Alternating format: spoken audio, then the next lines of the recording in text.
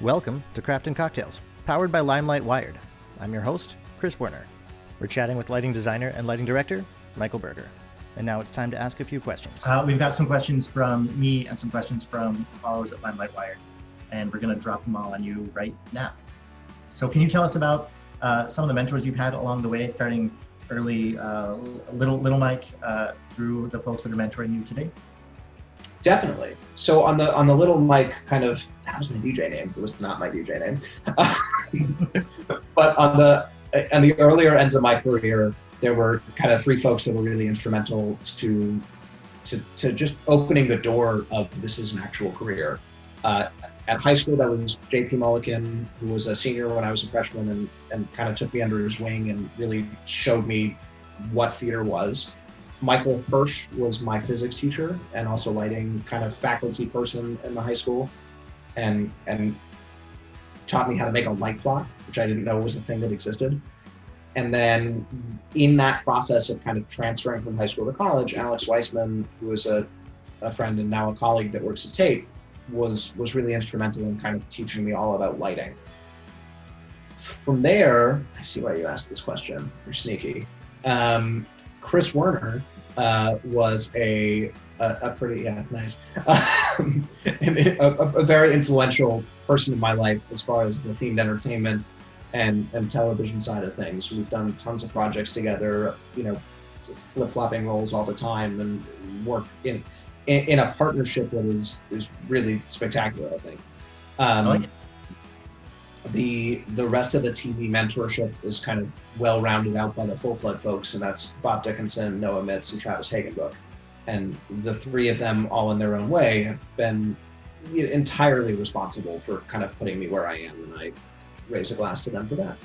All right, well done, Team Full Flood. I have found personally that the team you surround yourself with is critical. It's the make or break. It's the survivable component of a bad situation. It is the good to great of a good situation. So frankly, you've been on the team with me a bunch and I've benefited from it. Who is your team? How have you built your team?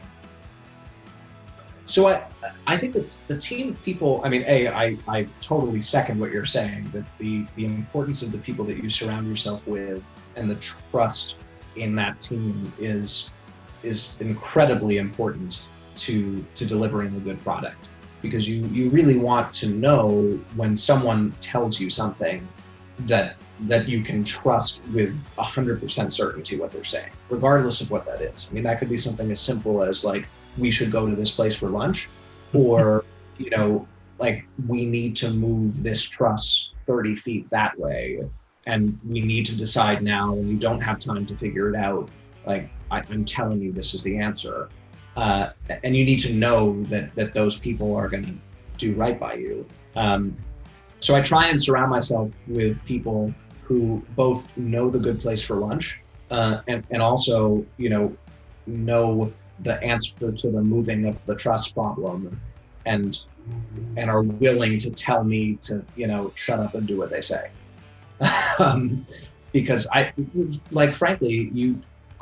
think surrounding yourself with yes men or people, yes men or women that like just tell you what you want to hear is wrong. It doesn't make you a better designer. It doesn't make you a better lighting director. It just makes you confident in yourself.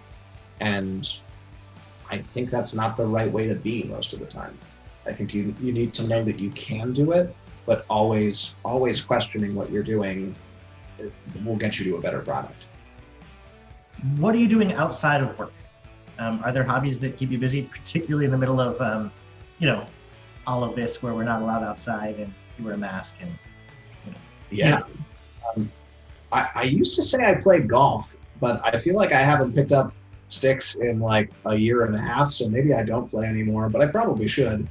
I bake a lot, I cook a lot, and I think a lot of that comes from, it is a thing that has to be done. Like you have to consume calories to live. So there's a part of my brain that's always like, has to be doing something productive. I remember when I was little, I used to go skiing and I was like, this is dumb. I'm like getting in line to get on this thing, to go up a mountain, to come back down the mountain. to get online, to go up a thing, to go up the mountain, to come down the mountain, and then I get to sit and drink hot cocoa at the time. Like why don't I just go and drink cocoa now? So now I just sit in the ski lodge. Asking for LimeLight Wired to get some hate mail. There are some skiers and snowboarders emailing admin@lightwire.com. I respect the people that get joy out of that. I'll see you in the ski lodge. That's my. I love everything else about it, but the point being that like I find joy in productivity, which is a weird thing. So something like that, I get a lot of happiness out of. Yeah, I have trouble vacationing in that relaxation sort of way. Like I don't do a good job being zen. I have to force myself to read a book. Yeah. What are you reading? Is that coming later, or can I ask? I am reading. It's here. I am reading Seth Jackson's concert design book. With the traditional airplane ticket little bookmark. Did you find that like cleaning today? No, the bookmark has come from one book to the next to the next. Okay. This is a December 26th flight. Nice. Interestingly enough, you'll appreciate that a friend of ours, Lauren Floyd, is featured on a page in here where Seth talks about his time with Toby Keith. And there's a photograph, and there is Lauren singing backups in the background. That's crazy. Yeah, I found that late last night while I was reading. Wow, that is a small world. What are you reading? Are you reading right now? Are you finding time? Yes. So I'm currently going through, I'm not even joking, I think a year's worth of Lighting and Sound Americas that have been collecting on that bookshelf. So I read one every morning with coffee, which has been nice. Good. David Barber and Jackie Chan are very happy, I'm sure. I also picked up, per your recommendation, Clifton Taylor's book. Oh, it's here too. It is also here. Which I haven't started yet, but I'm very excited to. Clifton does a pretty great job of describing the very technical components of an artistic thing. I found that part really good. I mean, like, he is talking about painting a picture and telling a story, but he's dropping in words like rods and cones and photons. And I like that. I'm also reading, well, I just finished, but I think he's got another one coming out like in a week or two, John Grisham's latest legal thriller. I read a lot of like legal thrillers for fun. I don't know why. It's a totally like non sequitur part of my life, but lawyer in a past life. Yeah, perhaps. Maybe I was a lawyer in my past life. I don't know. Possibly. Can you tell us what you're doing to, besides reading, to improve your skill set and sort of learn a bit? And I would ask that question if we weren't in the middle of stay-at-home pandemic. Got it. Well, I think, so the stay-at-home pandemic has certainly given us all time to do things that we wouldn't necessarily do. While I am a lighting designer primarily, and that is the career that I wish to have, I fancy myself a hobbyist programmer of sorts.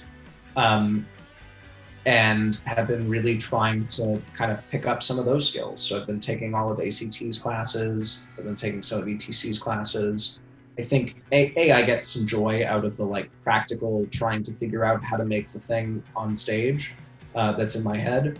But also from a designer standpoint, it to me is valuable to have the knowledge, not necessarily how to do something, because I don't like to tell a programmer how to do something, but the like, oh, this thing that I'm asking for is very complicated and will take a lot of time.